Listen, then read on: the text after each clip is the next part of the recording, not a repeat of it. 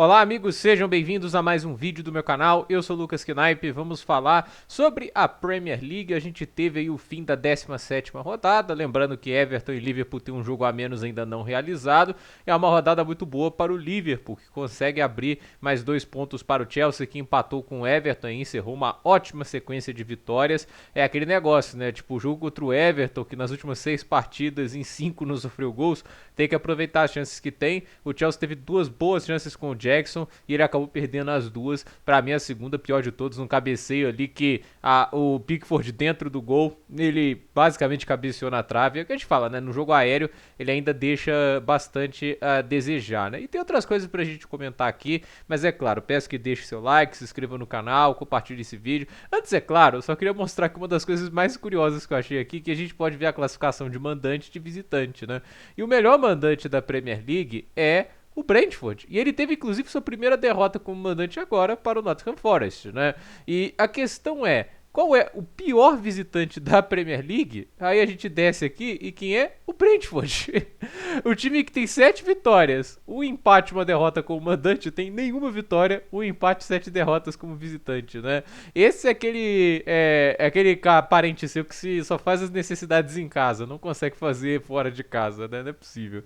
O Chelsea, por exemplo, é o melhor visitante, mas como mandante, por exemplo, já tem uma queda, né? O time é apenas o sexto colocado, o Liverpool, obviamente, balanceando o melhor dos dois mundos, sendo o segundo em cada um, né? Então, assim, a gente só queria mostrar essa curiosidade antes, eu acho que foi bem interessante de se mostrar, mas a gente está aqui para analisar os jogos que aconteceram. Eu já peço desculpas aqui que o SofaScore tá um pouco lento hoje, né? E assim, a gente tem muito jogo para comentar, né? E a gente sabe que nessa rodada a gente tem o Manchester City ainda fica no sua crise. Eu não sei porque nas melhores equipes do City ainda figura em primeiro. Isso é uma curiosidade muito grande para mim, né? Porque é bem complicado acreditar que o City na fase atual seria assim, a melhor equipe em termos de performance, ainda mais olhando tudo que vem acontecendo, né?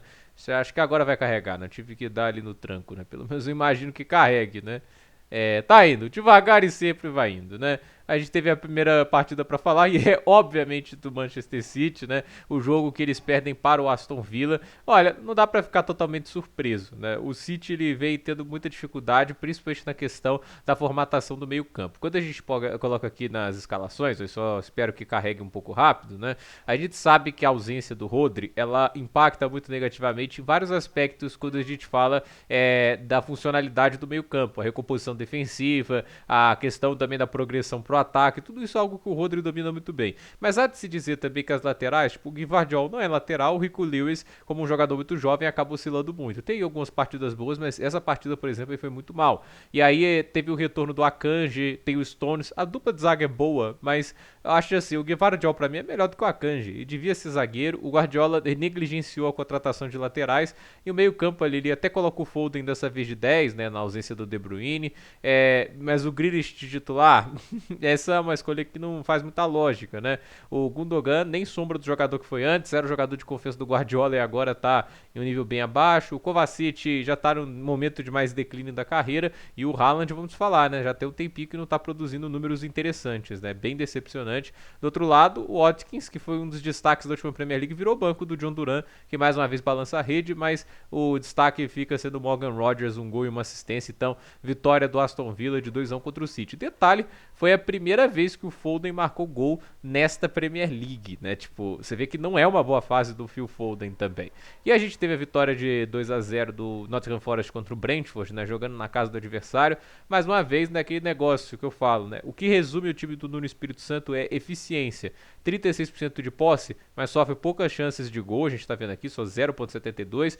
Tem mais finalizações, cria as melhores chances. Então é assim que o time vem funcionando. Então, o Elanga e o Olaina marcaram esses 2 gols da vitória contra a competente equipe do Brentford, que vem sendo, como eu disse, o melhor mandante desta Premier League.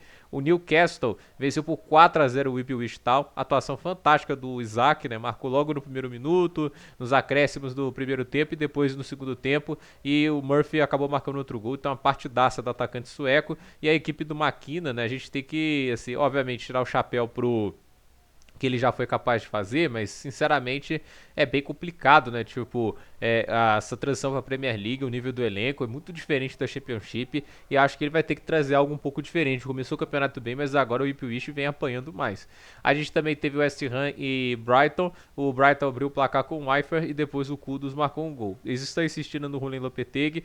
Pode-se dizer que nessa partida até jogaram um pouco melhor, mas é inegável a falhas defensivas, né? 4 grandes chances para o Brighton, dá um pouco de sorte que o time não consegue vencer o jogo, né? Mas, por sorte, o Kudus volta a jogar um pouco melhor, mas de qualquer maneira o West Ham longe do que deveria estar jogando. A gente teve a vitória do Arsenal contra o Crystal Palace, mas um atropelo, né? Tipo, já tinha conseguido uma boa vitória na Copa da Liga Inglesa, e aí o Gabriel Jesus, tipo, 2 jogos, 5 gols. Não espere que isso seja constante, se tratando de Gabriel Jesus a gente sabe que não será, mas assim, de qualquer jeito, o Rice marcou dele, Martinelli também, o Havertz, uma baita atuação pro Arsenal que precisava dessa vitória, 5-1, 4 gols de saldo, isso também é muito importante. Então é a equipe do Arteta, quem sabe, recuperando um pouco do momento, né? E a gente também teve Chelsea e Everton. A gente vê que o primeiro tempo do Chelsea foi melhor que o segundo, né? No segundo teve mais dificuldade de pressionar, teve algumas oportunidades, mas é aquele negócio, Robert Sanchez teve que salvar, boas defesas por parte dele, e de novo o Chelsea sofre com essa questão do centroavante. A gente vê as notas aqui e já dá pra ver quem que foi o grande problema da partida. Sem dúvida foi o Nicolas Jackson, né?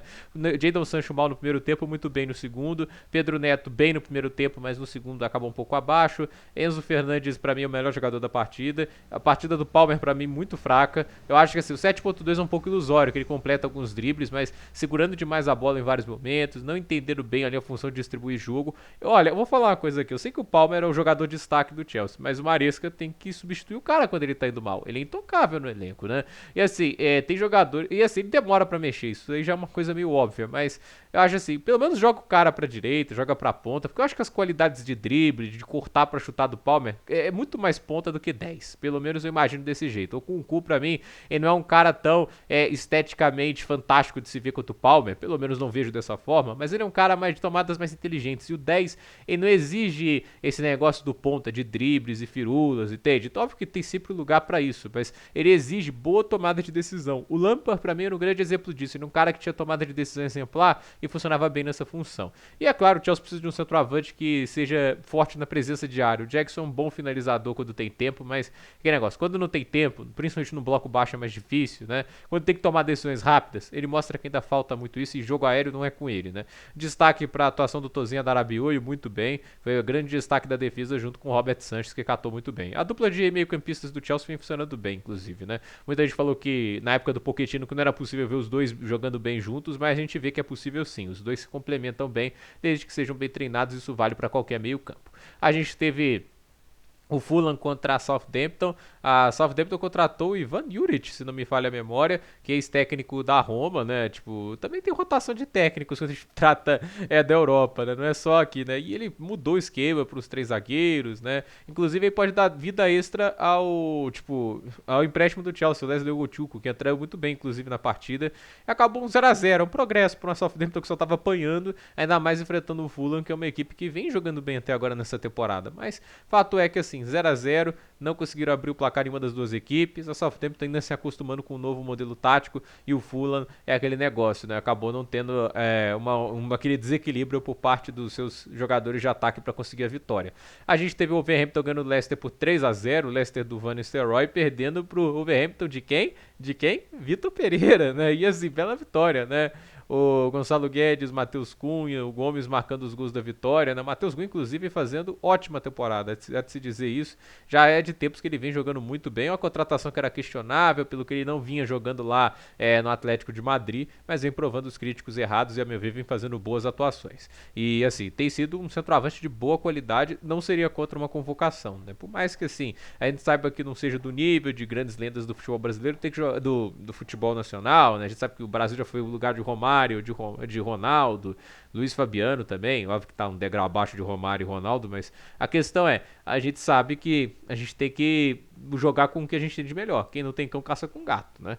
A gente tem o Bournemouth vencendo o Manchester United por 3-0, e aqui a gente fala muito do Ruben Amorim, ele é uma vítima da montagem de elenco feita por Erik ten Hag, sim, mas ele é culpado por tentar forçar a maneira dele de jogar é um elenco que não tem um encaixe para isso, né? Tipo, aí colocou Malatia e Dalot de alas, a gente viu que não foi bom, Dalot mudando de lado o tempo inteiro, mas Raul de zagueiro, o Lisandro Martinez também, o zagueiro Maguire também, Maguire no jogo, misericórdia, né? Aí você tem o Gart e o Kobe Mainoo, talvez a parte mais lógica dessa escalação seja esses dois. Aí o Bruno Fernandes deixa de ser um meio atacante e ele tem que virar esse jogador que complementa mais pelo lado, né? Com o Diallo e o lado do Armando Diallo e o Zirkzee de centroavante, né? Tipo, você olha pra esse time, você não consegue sentir nenhum tipo de medo, né? E aqui no banco, né, o Leny Ouro, que não entrou bem, inclusive, o Højlund, o Garnacho, o Casemiro nem entrou em campo, acho que vai ser negociado, né? Talvez querendo ganhar um dinheiro do Oriente Médio, mas quanto menos tempo ele joga, menos o time vai conseguir ganhar dinheiro nas janelas de transferências com isso, né? Tipo, eu tenho certeza disso. E assim, até finalizou bem, até criou suas chances, mas defensivamente não dá, né? Tipo, e no final das contas, uma atuação fantástica para o goleiro Kepa Arrizabalaga, né? Porque ele fez a diferença, né? Ele catou muito bem, teve a nota de 8.6, inclusive acho que foi o goleiro com a maior nota da rodada. Mas, assim, não dá pra não falar, né? Tipo, a atuação do United é muito problemática e, de novo, reforço, não tem encaixe tático essa maneira do Rubem Amorim jogar com os jogadores que ele tem. Ele tem que fazer concessões, porque assim, se ele impede, por causa da teimosia tática dele, do time brigar por competições continentais, ele tá fazendo o time abrir mão de dinheiro da UEFA, e abrindo mão de dinheiro da UEFA, no final das contas, ele tá abrindo mão de dinheiro de transferências, o que atrasa a reestruturação para o plano e a forma de jogo dele. Tottenham e Liverpool acabaram se enfrentando em um 6-3, chegou a estar 5-1 essa partida. O Tottenham ainda conseguiu dar uma diminuída no estrago, né? O Solanke fez uma boa partida, um gol, uma assistência, tem o James Maddison, mas é aquele negócio, a defesa do Ange é muito frágil e esse é um time que se expõe demais, é um time que não consegue ficar retraído na defesa, porque tá sempre tentando sair pro jogo e aí acontece de ceder muitos espaços, né? E cedendo muitos espaços, a gente tem essa aberração aqui do Liverpool ter 11 chances claras de marcar gols. 11 chances, 5.63 gols esperados. Vocês têm ideia do quão absurdo é esse tipo de estatística? É um negócio bizarro, mas é o que o Tottenham do Postecoglou conseguiu criar. E assim, a gente tem também uma questão em que o time até consegue finalizar 9 vezes, duas grandes chances criadas e tudo isso, mas é aquele negócio, né? Teve 6 defesas por parte do goleiro Foster. Então imagina se ele não defende 6 chutes num jogo que o time lhe sofreu 6 gols. É um desastre, né? Então, terrível a atuação por parte do Tottenham em vários aspectos. E é um time que, assim, por mais que tenha um saldo de gols fantástico, por mais que seja o melhor ataque da Premier League, 2 gols melhor do que o do Liverpool e do Chelsea, não dá, né? Tipo, não dá pra se sustentar desse jeito. A defesa, ela começa a entrar ali num estágio de talvez que condiga mais com o que o time é. 25 gols sofridos, porque antes desse jogo tava com 19, que era o mesmo número do Nottingham Forest e do Chelsea. Então, não fazia sentido. A defesa deles era melhor que a do City, agora tá empatado. Então, mas a aberração ver isso aqui, né? Mais 14 de saldo de gols, né? Tipo, você só tem um saldo de gols melhor no terceiro lugar pra frente, é bizarro. A classificação tá aqui, né? O Liverpool liderando com 39, 4 pontos à frente do Chelsea, ainda tem um jogo a menos. O Arsenal tem 33, o Nottingham Forest 31, o Bournemouth 28, o Aston Villa 28, City 27, o Newcastle 26, o Fulham 25, o Brighton 25, o Tottenham 23 pontos. Aí o United está com 22, o Brentford também 23, o West Ham 20, né? Aí daí pra trás esse é o pelotão que luta pra não cair, né? Everton e Crystal Palace 16, Leicester 14, Wolverhampton, Ipswich e Southampton, esses aí na zona de abaixamento, 12 para Wolverhampton e Ipswich e apenas 6 para Southampton. Ainda dá tempo de se recuperar, ainda tem mais um turno, mas tem que se fazer isso quanto antes. 6 pontos em 17 rodadas é um desastre, não tem nem o que dizer disso. Mas, e assim, na próxima rodada, a gente deixa isso pro final, né? Vamos primeiro falar dos artilheiros, né? Artilheiro e assistente líder do campeonato é o mesmo jogador, inclusive, né? É só esperar carregar aqui, né? Mohamed Salah 15 gols marcados, né? O Erling Haaland tem 13, Cole Palmer 11, Moembo 10, né? Isaac 10, Chris Wood 10, Matheus Cunha, o Issa, eles têm 9, o Nicolas Jackson também tem 9, então esses aí são os líderes de gols da Premier League. Nas assistências, né?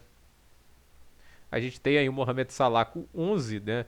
A gente tem o Bukayo Saka com 10, Cole Palmer com 6, então assim, tem aí uma quantidade enorme de líderes, assim, jogadores com 4 assistências para cima, né?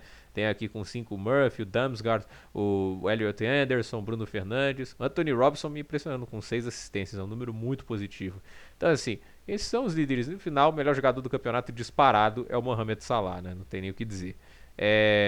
aqui na próxima rodada, né, que acontece quinta e sexta-feira, inclusive, né, não é no dia de Natal, né, no dia seguinte. Manchester City, Everton, Bournemouth e Crystal Palace, Chelsea, Fulham, Newcastle e Aston Villa, Tottenham e Nottingham Forest, o Southampton e o West Ham, Wolverhampton e Manchester United. Todos esses jogos aqui, né, Liverpool e Leicester também aconteceram na quinta-feira. E na sexta, assim, só de novo aqui, perdão, a gente vai ter Brighton e Brentford, Arsenal e Ipswich. Então, a ver o que acontece nessa próxima rodada. Gente, por esse vídeo é isso. Dúvida nos comentários, deixe seu like, se inscreva no canal, compartilhe esse vídeo. Deixe aí suas opiniões sobre o que você está achando até agora dessa edição da Premier League. Ao que tudo indica, o Liverpool caminha para um título muito merecido. E vamos ver o que acontece aí, se o Chelsea tem fôlego para isso. Acho que no momento o top 4 está bem definido, são os 4 melhores times. Mas vejo os 3 primeiros separados bem grandemente de desempenho dos demais que vêm atrás. Então, gente, por esse vídeo é isso. Até a próxima, pessoal. E deixa aí seu feedback sobre essa fórmula de vídeo, se acha que está melhorando ou não. Quero saber a opinião de vocês. Até a próxima.